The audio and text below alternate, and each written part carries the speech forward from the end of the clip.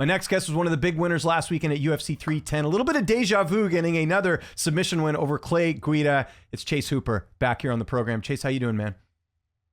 Good, yeah. I mean, pretty good weekend, obviously, last weekend. And, coming out pretty healthy and, yeah, ready for the holidays for sure. I just love how nonchalant you are. You got like this really cool highlight reel victory, and it's just like, it was like nothing, like you just went for a walk or something, which is cool. I actually wanted to kind of start first with, I don't know if you were aware of this. You, I believe, were the biggest betting favorite on the card. Did you know that going in? Yeah, I had people messaging me that, and like I'd seen it around a little bit. It's one of those things though where I was like feeling that maybe the betting lines were more confident in me than I was in myself, but that's all right. What do you think that says about you, though? I mean, obviously, if you even look at like a couple fights ago, I know you used to get a lot of like haters and all this different stuff, and then here you are, one of the biggest betting favorites on the card. Do you think that says, kind of is a testament to the the win streak you've been on right now? Yeah, I mean, I think that's a huge part of it, obviously, and then the fact that I beat him in a grappling match before definitely didn't hurt the odds. But yeah, I mean, it's always nice to have people thinking that you're better than you are. So no complaints there. Is that any added pressure, or you don't even care about that when you see those odds?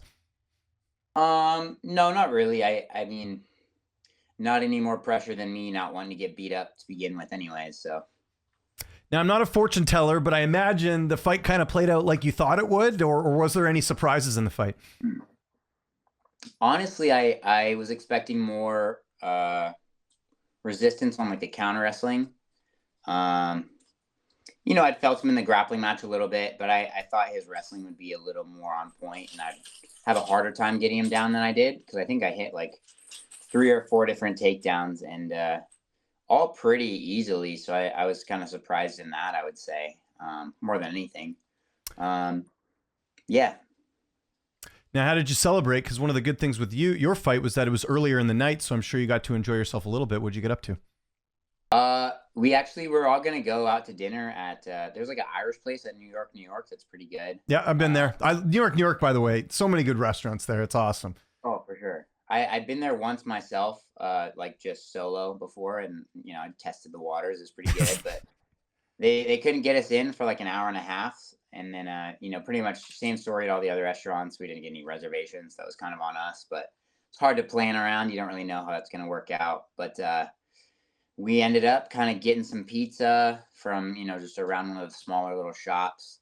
Everybody else kind of spread out, got their own food, and we rendezvoused back in our hotel room and watched the rest of the prelims. And then for the main card, my wife and I went back to the arena.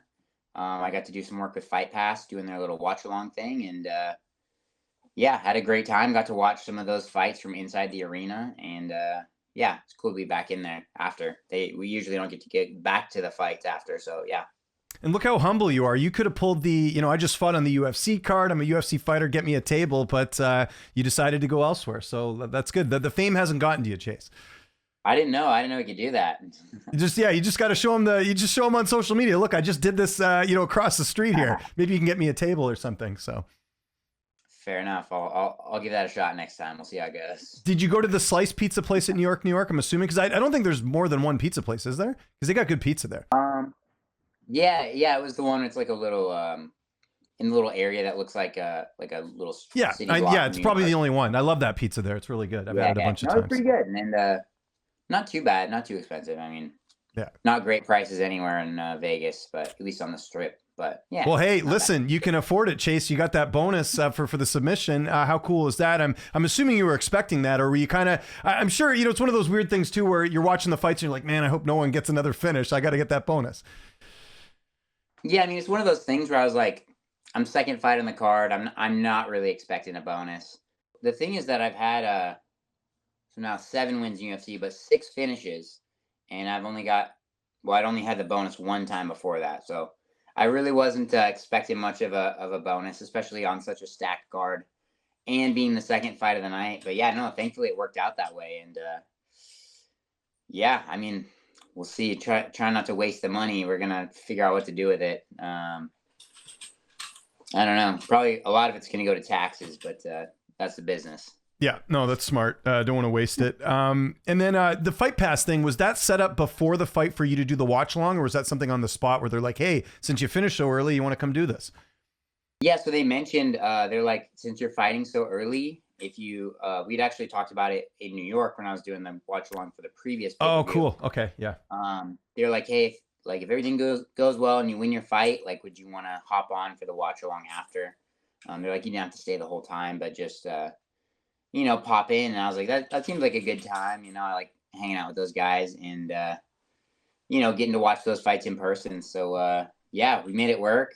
And again, like fighting so early, we were able to get dinner and shower up, get dressed, and then go back to the arena and kind of celebrate with those guys a little bit. So yeah, it was a good time, and all worked out. What did you think of we'll start with the co-main event, that Ian Garry and Shavkat Rakhmonov fight was great. I know a lot of people are giving Shavkat some flack, but now we find out he had the MCL injury. What did you make of that performance in that fight? Yeah, I mean, obviously people wanted to see him get a finish, which, everybody's got injuries going into fights. It just is how bad are they? Are they just like a nagging thing? Is it something that's a little more serious? But yeah, I mean, I think considering the injury, like, I think he fought pretty smart, pretty well. I mean, he took away that O from Ian Garry, and I still don't know if I would want to see him get a title shot right off of that. But I mean, they were going to give it to him off the Jeff Neal and Wonderboy wins, I want to say. Mm-hmm, yeah. I don't know. I think I'd still like to see Shavkat fight like an Usman or somebody with some grappling. I know him and Gilbert Burns are teammates, so that probably won't happen. But I'd like to see Shavkat fight somebody with more of a grappler primarily, and kind of see how that goes before we throw him right at the belt. But if he does get the belt, or get the fight for the belt, it'll be against Bilal, who is grappling heavy anyway. So I'm just curious to see where his grappling actually is, because Ian Garry got pretty close on that rear naked choke, and yeah, I don't know. Well, that's interesting. So let me ask you this then, devil's advocate: who should get the title shot then, if it's not him? At welterweight, yeah, that's the hard part. It's also locked up. I mean, I would have said Usman if he hadn't lost to Hamzat. This is what I mean. Like, I think I think right now, I mean, you could say Sean Brady maybe, but because Brady lost to Bilal a few years ago, maybe they want to do that rematch, or you could do Jack Della Maddalena, although Jack hasn't fought in a while either. I think Shavkat probably is the rightful guy to do it, just because he's now got 3 ranked wins. Actually, I think 4 even. Now, I guess. Yeah, thinking about it now after the Ian Garry fight, but just before that, I guess, it didn't really make as much sense. Well, saying that, though, I'm going to play devil's advocate again, though. Only guy to finish Jeff Neal in the UFC. And to finish Wonderboy is a pretty good feat, too, considering Wonderboy prior to that had only been finished once by Anthony Pettis, if you remember. He obviously got knocked out by Buckley the fight after, but Shavkat was only the second guy to finish Wonderboy in the UFC. So, yeah, but I would say by submission, where, Wonderboy's not a grappler primarily at all, so he's never been submitted, though, either, right? Like, no one's really tried that. That's fair. I would say. See, I'm testing your analyst ability here. We're trying to talk about the division, right? So. I think let's see, the Bilal fight, obviously, for Wonderboy, and the Gilbert Burns fight were just showing, like, at least more as of late where his grappling's at, which is definitely more on the back burner. So I would say obviously getting the finish was great, but I would say you're getting a finish against a guy that's not a grappler primarily. Okay. Kind of the same as, I don't know. It's a hard thing, but again, we just have never seen him fight a grappler in UFC, at least not a high level one. So I guess I more just want to see that. That's fair. Yep. Just there's so much hype behind him right now that I want to see if that's founded. Let's see him. He's undefeated for sure, but let's see him against a good wrestler, because there's so many of those at 170. Let's see him against a Sean Brady. Let's see him against a Usman, before just giving him the shot at the belt. But I don't know. No, that's fair enough. I'm just giving you a hard time. When do you want to get back in there? I don't know. I mean, I kind of want to take a vacation, but we'll see. I'm wondering if they're gonna push to try and get me on the Seattle card. Well, that's what I was going to say. Like the February 22nd, is that too much of a turnaround, or what do you think about that? Because I mean, fighting at the Climate Pledge, have you been to that arena? It's actually really nice. No, I try to stay out of Seattle proper, actually. The Kraken are a good. They're a decent team this year. I don't know if you've ever seen any hockey there. I'm guessing you haven't. I haven't really kept up too much, but yeah, I hear they're all right. But is that doable? February 22nd, do you think?